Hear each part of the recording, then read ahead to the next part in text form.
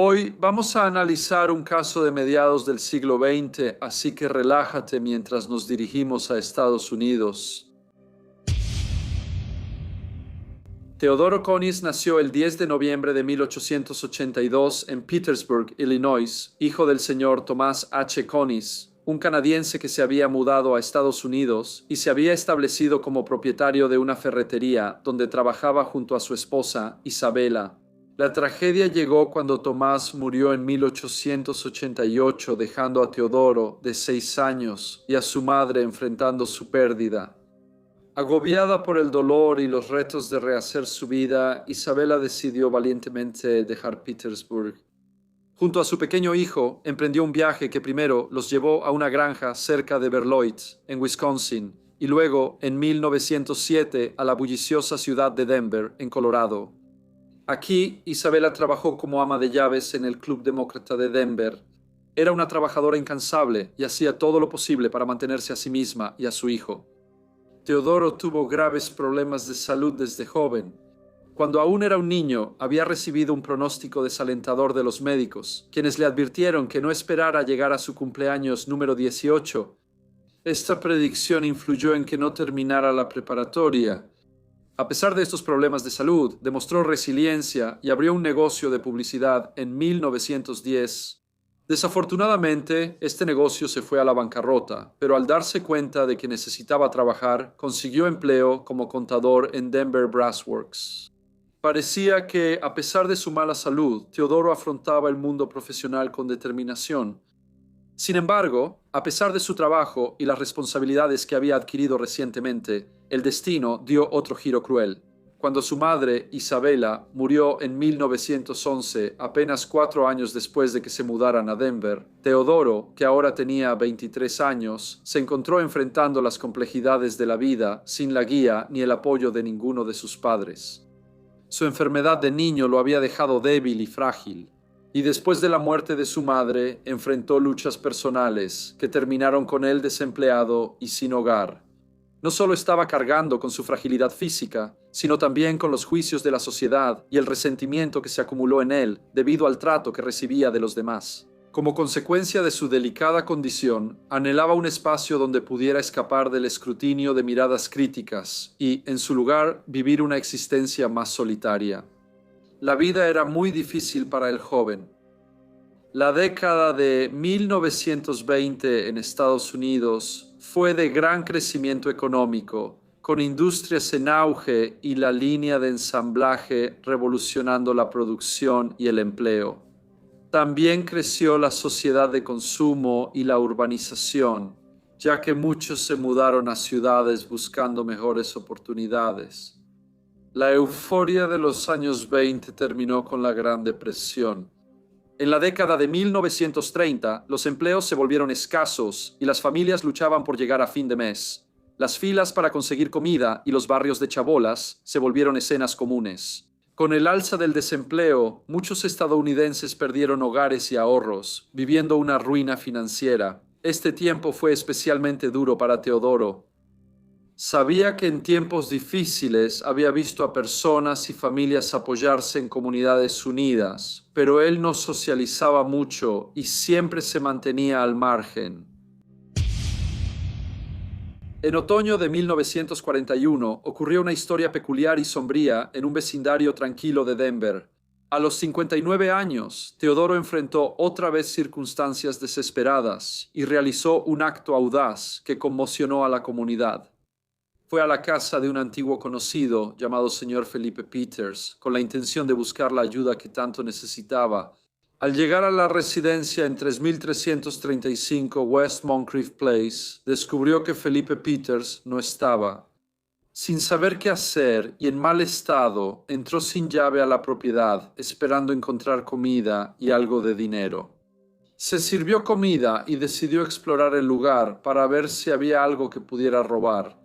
Sin embargo, de alguna manera se topó con un descubrimiento inesperado, una pequeña trampilla oculta en el techo del closet.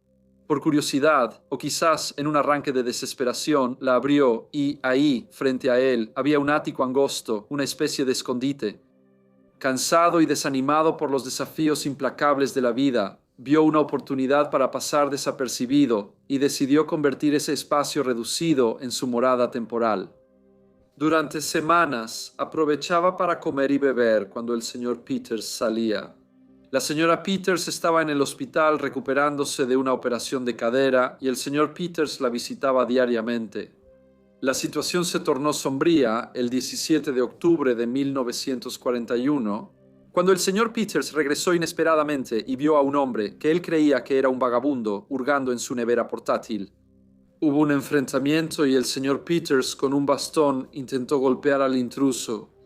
El hombre más joven se defendió con una pistola vieja encontrada en la casa y al romperse usó un atizador de hierro. Finalmente el señor Peters cayó al suelo.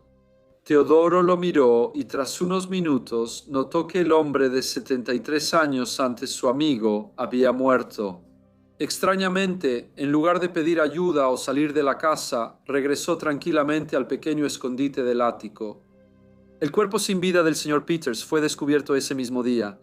Una vecina preocupada llamada señorita Jenny Ross se preocupó cuando el señor Peters no fue a verla para la cena.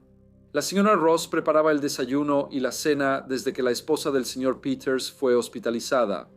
Ya oscurecía a las 6, así que la señora Ross cruzó la calle para ver qué ocurría. Se preocupó cada vez más al ver que no había luces encendidas en la casa. Tocó la puerta, pero no recibió respuesta.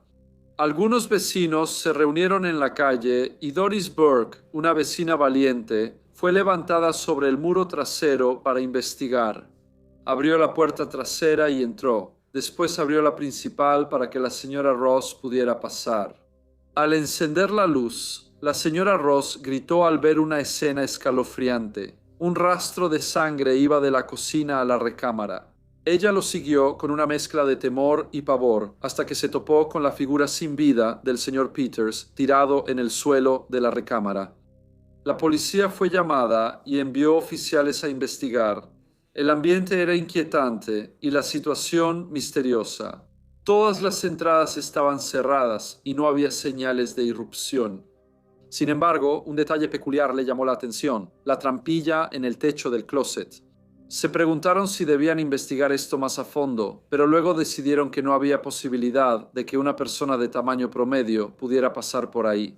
Había señales claras de pelea: sangre en la cocina, pasillo, comedor y recámara de la planta baja. Las marcas de manos indicaban que la víctima trató de defenderse. Junto al cuerpo había un bastón y en la cocina un arma rota. Se consideró que un atizador de estufa de hierro fue el arma utilizada, pero después de registrar toda la casa no pudieron encontrar señales de robo. Después de un examen forense y de retirar el cuerpo, los oficiales aseguraron la propiedad antes de regresar a la estación. Al concluir que el señor Peters fue asesinado por alguien desconocido, la policía enfrentaba el reto de hallar un motivo para el crimen. Los vecinos lo describen como amable y sin enemigos. Vivió pacíficamente con su esposa en la casa por 4 décadas. A pesar de indagar en su pasado, la investigación no arrojó pistas sustanciales. La vida del señor Peters parecía no tener nada fuera de lo común. Trabajó 40 años en la red ferroviaria Denver y Río Grande del Oeste desde 1891, ascendiendo hasta su jubilación en 1930. La falta de conflictos o incidentes inusuales en su historia personal y profesional aumentó el misterio del crimen, aparentemente sin motivo. Durante esta difícil situación, la señora Elena Peters estuvo en el Hospital San Antonio tras fracturarse la cadera al regresar a 3335 West Moncrief Place el 1 de febrero de 1942. Para no estar sola, contrató a la señora Hattie Thompson como ama de llaves. A pesar del trauma de perder a su esposo, la señora Peters esperaba encontrar algo de consuelo y retomar una apariencia de normalidad. Pero sin que ella lo supiera, la casa en la que había vivido durante 40 años ahora se convirtió en el escenario de sucesos extraños. Ambas mujeres oían sonidos misteriosos en los cuartos. La señora Thompson renunció, convencida de que la casa tenía una atmósfera inquietante que atribuía al fantasma del señor Peters. Tras otra caída en marzo, la señora Peters fue hospitalizada hasta finales de abril, luego regresó a casa. Al quedarse sola con la atmósfera inquietante, contrató a Edith Clark como segunda ama de llaves. Sin embargo, ella también renunció pronto, asustada por el sonido de pasos y creyendo que había visto una figura sombría saliendo de una habitación. En mayo y julio, el hijo y la nuera de la señora Peters la visitaron y la convencieron de mudarse con ellos al oeste de Colorado. La mudanza le permitió intentar olvidar los recuerdos inquietantes de su hogar. Junto a la casa desocupada vivía Mabel Burke con sus 5 hijos. Sabían por qué las 2 amas de llaves de la señora Peters renunciaron y que ella ya había dejado la propiedad. Con la casa de al lado cerrada, notaron actividades peculiares. El parpadeo de las luces era habitual, un espectáculo curioso que evocaba miedo y misterio. En una ocasión, cuando las luces seguían encendiéndose y apagándose, Mabel decidió ver qué estaba pasando, así que, armada con un bate de béisbol, tocó la puerta con la leve esperanza de resolver el misterio. Como era de esperarse, no hubo respuesta.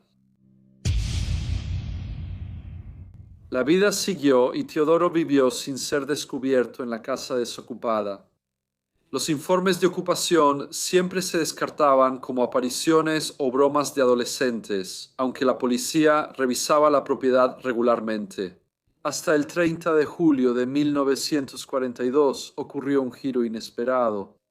Durante una visita policial, un oficial oyó una cerradura en el segundo piso. Subió rápido las escaleras y vio a un hombre huyendo por una trampilla. El oficial lo alcanzó y lo jaló hacia abajo. Teodoro Coney fue puesto bajo custodia policial. Estaba hambriento, delgado, con ropa hecha jirones, el cabello muy largo y pesaba menos de 100 libras. Mientras era interrogado, sintió que era inevitable que la verdad saliera a la luz, así que confesó el asesinato del señor Felipe Peters y les describió a los oficiales cómo durante meses había vivido en el pequeño ático de la casa. Dijo que conocía al señor Peters y a su esposa y que hace años era invitado en su casa. Comentó que tras una mala racha dejó Denver en 1917 y comenzó a deambular. Vivió 2 años en Tonawanda, Nueva York, y regresó a Denver en abril de 1941. Relató que entró a la casa en otoño y decidió quedarse allí durante el invierno en Colorado. Comentó que vivía en el ático y solo salía cuando el señor Peters no estaba o roncaba por la noche. Comentó que solo tomaba suficiente comida para que el señor Peters no notara su ausencia. Una vez, dominado por el hambre, halló un plato de carne y comió tan absorto que no oyó cuando el señor Peters volvió.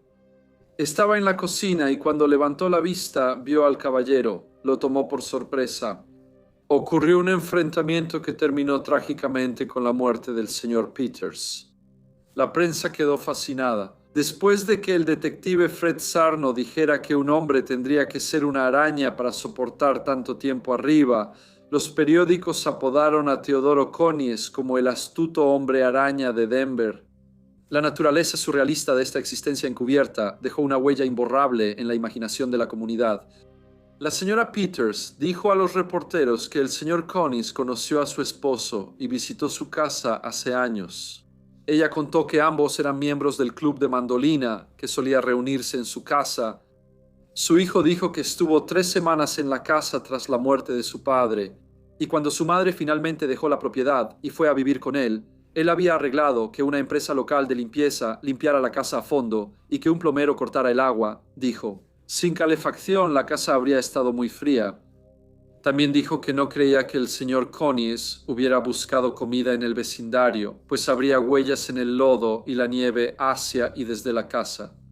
El capitán de policía Childers, junto con el subjefe de la fiscalía del distrito David Rosner y los detectives Fred Sarno y John Toll, llevó a Teodoro de vuelta a la propiedad en 3335 West Moncrief Place, aunque parecía alterado por regresar a la casa donde vivió 9 meses en el ático. Logró escribir una declaración de 8,000 palabras describiendo cómo una pelea empezó en la cocina, siguió hasta la puerta principal y terminó en el dormitorio, donde murió el señor Peters. Tras declararse culpable en juicio, el señor Conis fue condenado por asesinato y recibió cadena perpetua. Con la conclusión del proceso judicial, el encarcelamiento de Teodoro marcó el final de una historia desconcertante que había cautivado no solo a Colorado, sino a todo Estados Unidos. Luego fue enviado a la Penitenciaría Estatal de Colorado en Canyon City. Sin embargo, los ecos de su presencia encubierta perduraron y proyectaron una sombra sobre la antes tranquila comunidad, aunque se había hecho justicia. El recuerdo de la figura enigmática que acechaba tras puertas cerradas resonaba como un recordatorio contundente de la vulnerabilidad que puede existir dentro de los muros aparentemente seguros de un hogar. El vecindario, ahora enfrentado con la tarea de reconstruir un sentido de seguridad y normalidad, poco a poco comenzó a distanciarse de los peculiares y desconcertantes acontecimientos que se habían desarrollado en su entorno. Teodoro Conis murió el 16 de mayo de 1967 en el hospital de la prisión estatal de Colorado y fue sepultado en el cementerio Mountain Vale en Canyon City. Tenía 84 años. Hola a todos y muchas gracias por escuchar. Como siempre, por favor, dejen cualquier comentario o retroalimentación que tengan y espero verlos a todos de nuevo en el próximo Briefcase.